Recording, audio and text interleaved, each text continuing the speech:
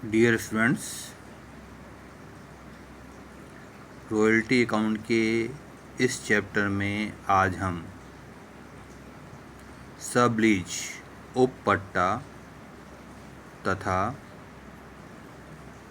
Patent royalty के बारे में चर्चा करेंगे।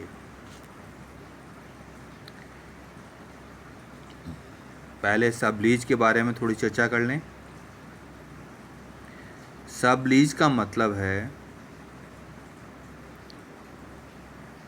कि लीजी ने लैंडलॉर्ड से जो पट्टे का अधिकार प्राप्त किया था, अब वह लीजी अपने इस अधिकार का प्रयोग स्वयं नहीं करके पूर्ण रूप से या आंशिक रूप से किसी अन्य व्यक्ति को दे देता है, तो यह सब लीज कहलाएगा।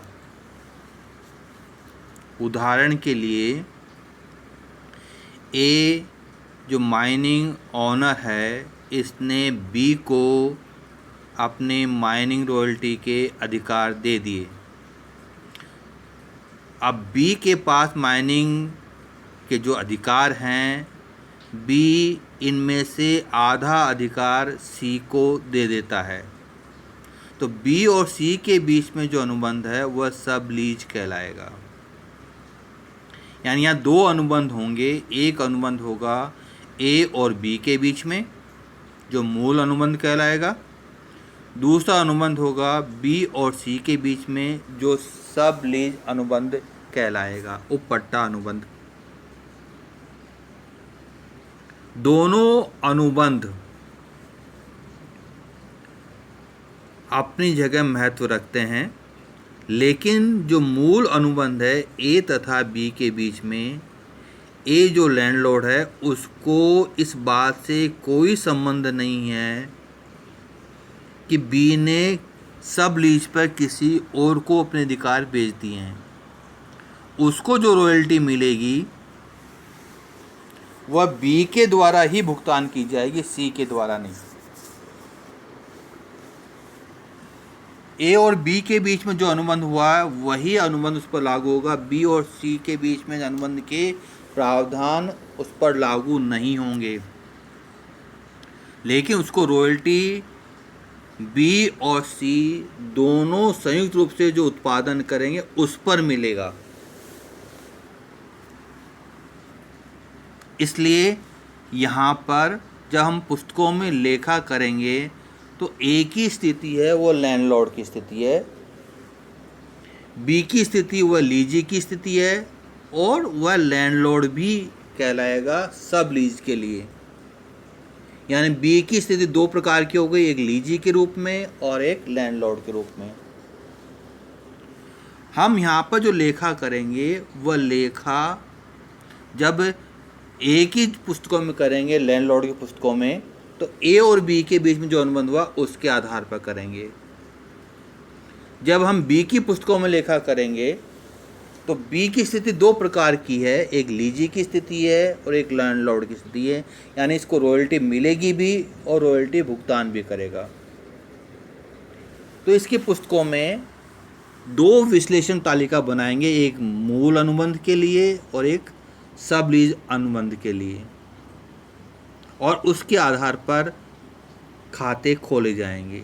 रॉयल्टी के लिए दो खाते खोल सकते हैं, एक रॉयल्टी पेएबल, एक रॉयल्टी रिसीवेबल, और उसके स्थान पर एक खाता भी खोला जा सकता है। इसी खाते में जो राशि भुगतान करनी है उसका लेखा कर दें, जो राशि प्राप्त करनी है उसका लेखा कर दें, जो बैलेंस बचेगा उस बैलेंस को रॉयल्टी अकाउंट के P&L अकाउंट में ट्रांसफ़र कर दें। जैसे हमको 10,000 रुपये की रॉयल्टी मूल अनुबंध में बनती है, सब लीज में 5,000 की अनुबंध रॉयल्टी बनती है, तो 10,000 की रॉयल्टी का हमने भुगतान किया है, 5,000 रॉयल्टी हमने प्राप्त की है, बैलेंस 5,000 रुपये ये प्रॉफिट एंड लॉस अकाउंट में ट्रांसफ़र कर दिए जाएंगे। जो सब लीज का अनुबंध है उसके अंदर जो शॉर्ट वर्किंग की राशि है, इस राशि को हम रॉयल्टी रिजर्व के नाम से जानेंगे, ताकि थोड़ा डिफरेंस हो जाए कि शॉर्ट वर्किंग और सब लीज में शॉर्ट वर्किंग में थोड़ा सा अंतर है। इसलिए इसको यहाँ पर रॉयल्टी रिजर्व का नाम दे देते हैं। लेखांकन वैसे ही करेंगे जैसे शॉर्ट वर्किंग के संदर्भ में हम लोग करते थे। कोई नई चीज़ के अंतर्गत नहीं है, कि कंसेप्ट समझने की बात थी कि कंसेप्ट क्या है हमारा सब लीज का। अब हम पढ़ते हैं पेटेंट रॉयल्टी के बारे में। जिस प्रकार माइनिंग रॉयल्टी के अंतर्गत माइन से प्रोडक्ट निकालने का अधिकार ये माइनिंग रॉयल्टी के अंतर्गत आता है, ऐसे पेटेंट रॉयल्टी के अंतर्गत किसी वस्तु विशेष के आकार, गुण आदि के संबंध में जो अधिकार है वह अधिकार पेटेंट कहलाता है। यानी उस प्रकार के आकार की वस्तु बनाना, उस प्रकार के गुणों की वस्तु बनाने का अधिकार केवल जिस व्यक्ति ने वह अधिकार प्राप्त किया उसी व्यक्ति को होता है। वह अपने इस अधिकार का प्रयोग स्वयं न करके किसी अन्य व्यक्ति को दे देता है तो यह पेटेंट रॉयल्टी कहलाएगी। यानी मूल लैंडलॉर्ड को जो अधिकार देने के बदले जो शुल्क वार्षिक रूप से प्राप्त होगा वह शुल्क पेटेंट रॉयल्टी के नाम से जाना जाएगा। यहाँ पर जो पेटेंट का वास्तविक स्वामी है वह लैंडलॉर्ड या पेटेंटी कहलाएगा, और जो अधिकार का उपयोग करता लीजिए वो पेटेंट यूजर कहलाएगा, जो पेटेंट का यूज कर रहा है। यहाँ पर भी सब लीज की स्थिति बन सकती है। जिस व्यक्ति ने अपने अधिकार खरीदे हैं वह अपने इस अधिकार को सब लीज पर दे सकता है। जैसा कंसेप्ट हमने इससे पहले पढ़ा है वही कंसेप्ट यहाँ पर भी लागू होगा। पुस्तकों में लेखांकन ठीक वैसे ही करेंगे जैसे हम माइनिंग रॉयल्टी के संबंध में करते थे। लैंडलॉर्ड के बुक्स में वही जर्नल एंट्रियाँ होंगी, लीजी की पुस्तकों में भी वही जर्नल एंट्रियाँ होंगी जो माइनिंग रॉयल्टी के संबंध में होती थी। इस कंसेप्ट को एक उदाहरण के द्वारा हम समझेंगे। पहले मैं उदाहरण पढ़ूंगा और उसके बाद में उस उदाहरण को हम सोल्व करने का प्रयास करेंगे। इस उदाहरण के अंदर पेटेंट रॉयल्टी का हमने एग्जाम्पल लिया जिसमें सब लीज का कंसेप्ट भी है, यानी इसमें सब लीज के कंसेप्ट को भी हम सोल्व कर पाएंगे। पहले मैं एक बार क्वेश्चन पढ़ देता हूँ आपके सामने। एक नए प्रकार के हल के एकस्व धारक किशोर ने 1 अप्रैल 2015 को हलों का उत्पादन एवं बिक्री करने हेतु एग्रो कोऑपरेटिव लिमिटेड को 5 वर्ष के लिए लाइसेंस दिया। उस दिन एग्रो कोऑपरेटिव लिमिटेड ने उसी कार्य तथा उतनी ही अवधि का एक उप लाइसेंस इंजीनियरिंग इम्प्लीमेंट्स लिमिटेड को दिया। किशोर द्वारा दिए गए लाइसेंस में ये व्यवस्था थी कि अधिकार शुल्क की दर उत्पादित हलों पर 5 रुपये प्रति हल के हिसाब से होगी और न्यूनतम राशि 10,000 वार्षिक होगी। एग्रो कोऑपरेटिव लिमिटेड द्वारा दिए गए उप लाइसेंस में ये व्यवस्था थी कि उत्पादित हलों पर 7 रुपये प्रति हल के हिसाब से अधिकार शुल्क मिलेगा, न्यूनतम राशि 3,500 रुपये होगी। किशोर द्वारा दिए गए लाइसेंस में ये व्यवस्था थी कि अधिकार शुल्क न्यूनतम राशि के आधिक्य से केवल प्रथम 3 वर्षों में वसूल किया जा सकता है, जबकि उप लाइसेंस में व्यवस्था है कि वास्तविक अधिकार शुल्क पर न्यूनतम किराए के आधिक्य को केवल अगले वर्ष में वसूल किया जा सकता है। आपको 3 वर्ष की सूचना दी हुई है 2015, 2016, 17, 2017, 18। इनमें एग्रो कोऑपरेटिव लिमिटेड के द्वारा जो उत्पादन दिया हुआ है 2015 में 1,000 प्लॉट्स, 2016-17 में 3,250 प्लॉट्स और 2017-18 में 1,200 प्लॉट्स। जो इंजीनियरिंग इम्प्लीमेंट है सब लीज वाला, उसने जो उत्पादन किया उसकी संख्या दी हुई है क्रमशः 200, 450 और 500 प्लॉट्स। जो अन स्टॉक यानी क्लोजिंग स्टॉक हमारे पास में है वह क्रमशः 200, 250 और 100। लाइसेंस एवं उप लाइसेंस के अंतर्गत वार्षिक आधार पर समस्त भुगतान 31 मार्च को किए गए हैं। एग्रो कोऑपरेटिव लिमिटेड की पुस्तकों में उक्त व्यवहारों के लिए जनरल प्रविष्टियाँ दीजिए। अब यहाँ पर देखिएगा जो किशोर नाम का यहाँ पर व्यक्ति है वह लैंडलॉर्ड है, पेटेंट धारक है जिसके पास पेटेंट के अधिकार हैं। इसने एग्रो कोऑपरेटिव लिमिटेड्स को अपने अधिकार बेचे हैं, तो मूल अनुबंध किशोर और एग्रो कोऑपरेटिव के बीच में हुआ, और एग्रो कोऑपरेटिव और इंजीनियरिंग इम्प्लीमेंट के बीच में सब लीज हुआ है। दोनों की शर्तें क्वेश्चन में दी हुई हैं।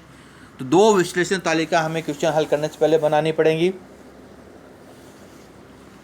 ताकि हम जो एग्रो कोऑपरेटिव लिमिटेड है, जिसकी स्थिति लैंडलॉर्ड और लीज दोनों की है, इसके संदर्भ में हम पुस्तकों में लेखा कर सकें।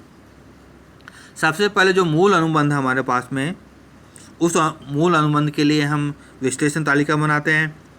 3 वर्ष की सूचनाएं 2015-16, 2016-17, 2017-18।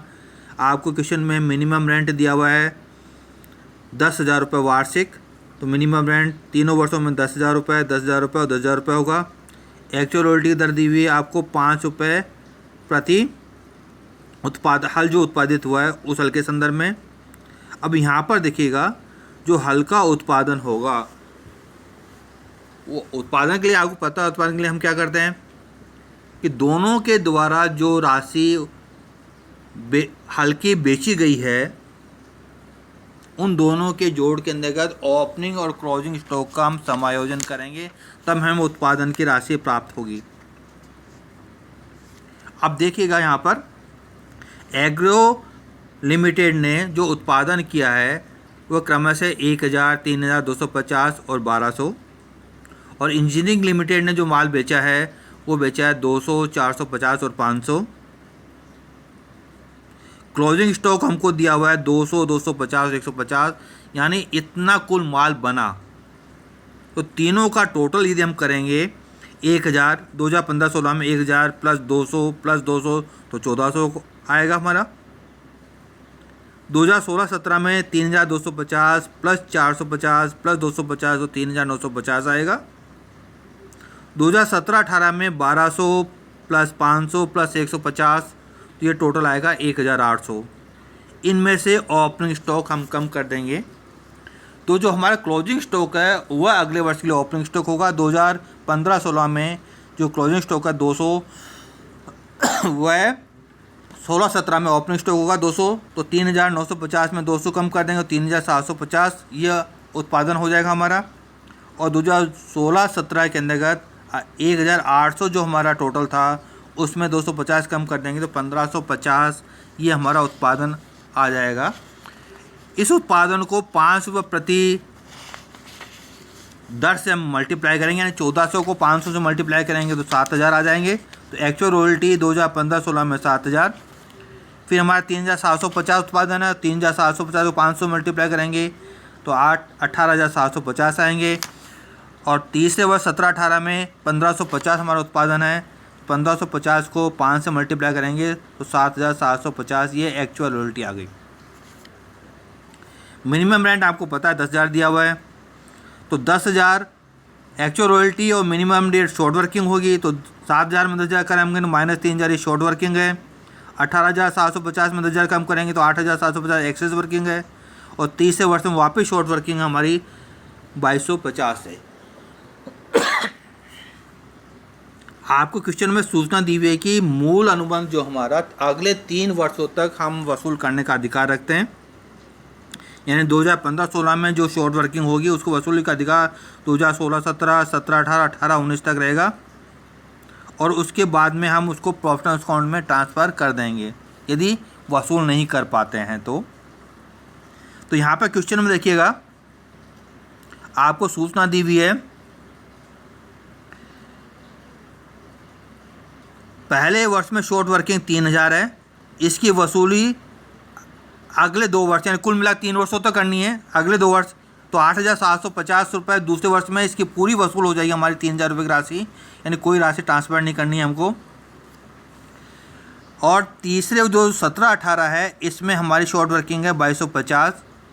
यदि हमारा लाइसेंस चूँकि अभी अब समाप्त हो रहा है, 3 वर्षों के लिए हमने लाइसेंस दिया है, तो अब अधिकार भी समाप्त हो जाएगा, तो ये राशि प्रॉफिट एंड अकाउंट में ट्रांसफ़र कर दीजिए। यदि कंटिन्यू करता है हमारा कॉन्ट्रैक्ट तो इस राशि को इस वर्ष हम ट्रांसफ़र नहीं करते, क्योंकि अधिकार समाप्त हो जाएगा, वसूल नहीं कर सकते, तो 2250 हमने प्रॉफिट एंड लॉस अकाउंट में ट्रांसफ़र कर दी। तो एक्चुअल पेमेंट होगा, पहले वर्ष में मिनिमम रेंट का होगा 10,000 का, दूसरे वर्ष में 18,750 रॉयल्टी है, इसमें से 3,000 हमने वसूल कर लिए, 15,750 का पेमेंट हो जाएगा। और तीसरे वर्ष के अंतर्गत मिनिमम रेंट 10,000 का हमको पेमेंट करना है, तो 10,000 का हम पेमेंट करेंगे। रॉयल्टी एक्चुअल हर से कम है यहाँ पर। ये हमारी मूल अनुबंध की विश्लेषण तालिका बन गई।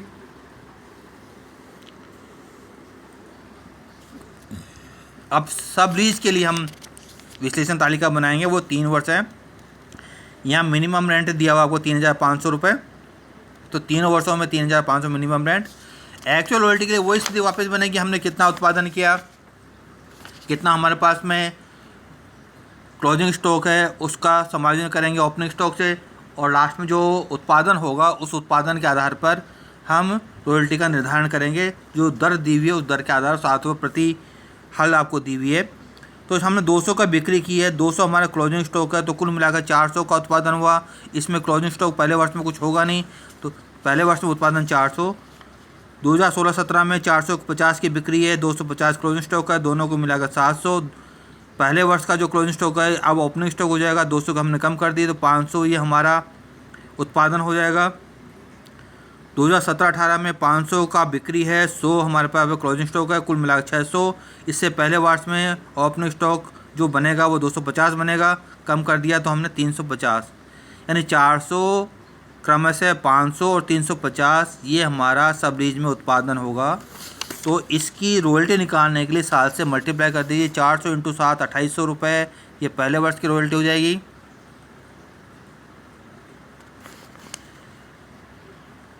दूसरे वर्ष में 500 मल्टीप्लाई करेंगे 3,500 रॉयल्टी हो जाएगी। 350 को 7 से मल्टीप्लाई करेंगे 2450 रुपये।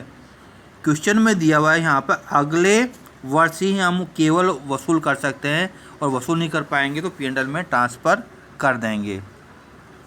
आप देखिएगा पहले वर्ष में शॉर्ट वर्किंग है 700 की, दूसरे वर्ष में कुछ भी नहीं है, तीसरे में 1,050 शॉर्ट वर्किंग आती है हमारी। चूँकि वसूल करने का अधिकार केवल अगले वर्ष तक है, तो 700 को वसूल हम अगले वर्ष में नहीं कर पाएंगे, इसलिए P&L में ट्रांसफ़र कर देंगे। 1,050 ये हमारे जो सब कॉन्ट्रैक्ट है, इस सब कॉन्ट्रैक्ट को हम कंटिन्यू करते हैं तो ये भी ट्रांसफ़र करेंगे पोर्शन, और कंटिन्यू करते हैं तो ये 1,050 बनी रहेगी हमारी। अब हम एक्चुअल पेमेंट कितना करेंगे? एक्चुअल पेमेंट करेंगे मिनिमम रेंट और रॉयल्टी जो दोनों में अधिक है, तो 3,500 प्रत्येक वर्ष में भुगतान होगा, और क्लोजिंग बैलेंस का शॉर्ट वर्किंग का 700 बैलेंस रहा, उसको हमने P&L में ट्रांसफ़र कर दिया, बैलेंस नील हो जाएगा। 1,050 यदि हमने P&L में ट्रांसफ़र कर दिया इसका बैलेंस भी नील हो जाएगा। अब हम इसकी कुछ जनरल एंट्रियाँ करते हैं। जनरल एंट्री हमसे पूछी है एग्रो कोऑपरेटिव लिमिटेड की स्थिति में, ये हमारे लिए लैंडलॉर्ड की स्थिति भी है इसकी, और लीजिए की स्थिति भी है। सबसे पहले रॉयल्टी ड्यू करने की एंट्री करेंगे। Royalty account debit, short working account, सब 31 मार्च को एंट्री होंगी। ये short working account debit to landlord, landlord यहाँ पे किशोर है, तो royalty account debit, short working account debit to Kishore. Royalty 7,000, short working 3,000, Kishore 10,000 रुपये से किशोर को पेमेंट कर देंगे। Kishore account debit to bank 10,000 रुपये से। अब सब लीज के लिए एंट्री करेंगे, तो engineering implement limited account debit, यहाँ पर रॉयल्टी आपके लिए प्राप्त होगी तो इनकम है, तो to royalty account, to short working राशि, टू रॉयल्टी रिजर्व। आपको पहले बताया था, तो यहाँ पर शॉर्ट वर्किंग को रॉयल्टी रिजर्व के नाम से जानेंगे। तो 2,800 रॉयल्टी है, 700 आपका रॉयल्टी रिजर्व के नाम से, तो कुल राशि 3,500 रुपये इंजीनियरिंग इम्प्लीमेंट लिमिटेड के लिए। अब पैसा प्राप्त हो जाएगा हमको, तो bank account debit to engineering implement limited 3,500 से। अब जो रॉयल्टी राशि है, जो रॉयल्टी रिसीव्ड और रॉयल्टी पे, जो हमने पे की है वो रॉयल्टी पे की 7,000, जो रिसीव की है हमने वो रॉयल्टी की राशि थी आपकी 2,800। इन दोनों का डिफरेंस 4,200, ये P&L में ट्रांसफ़र कर दीजिएगा। तो profit and loss account debit to royalty account 4,200 रुपये से। ये 2016 की एंट्री 31 मार्च की स्थिति पूरी हो गई। 2017 में भी यही एंट्रियाँ होंगी, पहली रॉयल्टी ड्यू की एंट्री हो जाएगी। यहाँ पे शॉर्ट वर्किंग नहीं है दूसरे वर्ष में, तो रॉयल्टी अकाउंट डेबिट टू किशोर 18,750 से पेमेंट करेंगे और वसूल कर लेंगे एक्सेस वर्किंग से। तो Kishore account debit to bank to short working bank के रूप में 15,750 का पेमेंट, और जो वसूल की राशि हमने 3,000 शॉर्ट वर्किंग की, कुल 18,750 रुपये ये डेबिट कर देंगे किशोर को। और फिर इंजीनियरिंग लिमिटेड से रॉयल्टी ड्यू हो जाएगी हमारी जो रिसीव करनी है हमको। तो engineering implement limited account debit to royalty 3,500 रुपये से पेमेंट मिल जाएगा हमको। Bank account debit to engineering implement limited 3,500 रुपये से P&L में ट्रांसफ़र कर देंगे रॉयल्टी रिसीव्ड और रॉयल्टी पेबल दोनों का डिफरेंस। तो P&L account debit to royalty 15,250 रुपये से। जो रॉयल्टी रिजर्व की राशि है अब वसूल नहीं हो सकती, तो P&L में ट्रांसफ़र कर दीजिएगा। तो royalty reserve account debit to profit and loss account 700 रुपये से। ये दूसरे वर्ष की एंट्री 2017 31 मार्च की इसलिए पूरी हो गई। 2018 वही एंट्री होंगी, केवल अमाउंट चेंज हो जाएगी। पहले रॉयल्टी ड्यू की एंट्री कर दीजिए, royalty account debit to royalty account debit short working account debit to Kishore. यहाँ पे शॉर्ट वर्किंग स्थिति थी तो 7,750 रॉयल्टी के, 2,250 शॉर्ट वर्किंग के, और किशोर को हम 11,000 से क्रेडिट कर देंगे, 10,000 से क्रेडिट कर देंगे। फिर पेमेंट कर देंगे Kishore account debit to bank 10,000 रुपये से। हमको रॉयल्टी मिलनी है तो engineering limited account debit to royalty reserve. तो हमको यहाँ पर 1,000 रुपये ये राशि थी हमारी, 1,050 रुपये ये थी शॉर्ट वर्किंग की, यानी रॉयल्टी रिजर्व की राशि है, और 2,450 रॉयल्टी की राशि, 2,450 और 1,050, और इंजीनियरिंग लिमिटेड डेबिट 3,500 से। पैसा मिल जाएगा 3,500, bank account debit engineering limited 3,500 मिल गया हमको। प्रॉफिट लॉस अकाउंट में ट्रांसफ़र कर दीजिएगा। Profit loss account debit to royalty account 5,500 to short working account 2,250 रुपये। यह जनरल एंट्रियाँ पूरी हो गई हमारी इस क्वेश्चन के संबंध में। आपको कोई भी कठिनाई इस क्वेश्चन के संबंध में हो तो आप मुझे व्हाट्सएप पर कांटेक्ट कर सकते हैं। Thank you.